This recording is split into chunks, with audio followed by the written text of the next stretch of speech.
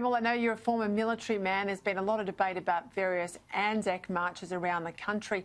There's been a bit of a backflip in New South Wales. They will now allow a lot more military veterans to march. It was only meant to be 500. It'll now go to 3,000 because, of course, on the weekend there were 40,000 at the Gay and Lesbian Mardi Gras, and people said, well, if you can have that many at the Mardi Gras, surely we can have more than 500 on Anzac Day. Sanity prevails.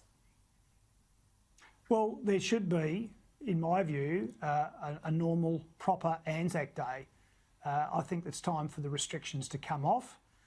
We've got absolutely nil cases really out there in the community now when I last checked. It's only in quarantine that we've got an issue. And we've got a vaccine rollout. It's time to get back to our normal lives. And really this underlies it. And by the way, it's time to lose the masks travelling on domestic flights around Australia. Again, 10 weeks ago, you could fly around this country without that. And now, in changed circumstances, improved circumstances, we're going backwards. Time for a return to normality, Peter. Hey, Joel, I noticed with interest yesterday your boss, the leader, opposition leader Anthony Albanese, spruiked all of these policies for women and pay and gender gaps, etc.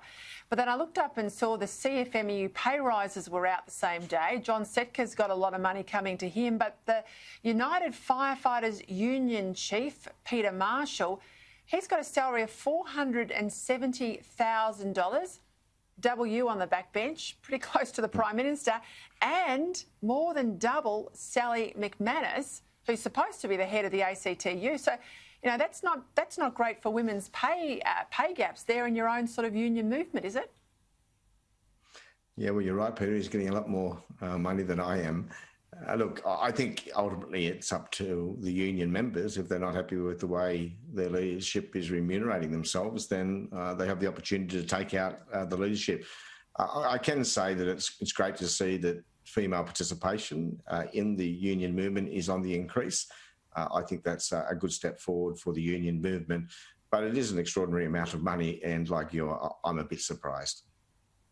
It is a lot of money, and Sally's not getting anything like the blokes are. So there you go, Anthony Albanese. That's your first job. Joel Fitzgibbon, Campbell Newman, thank you for your time.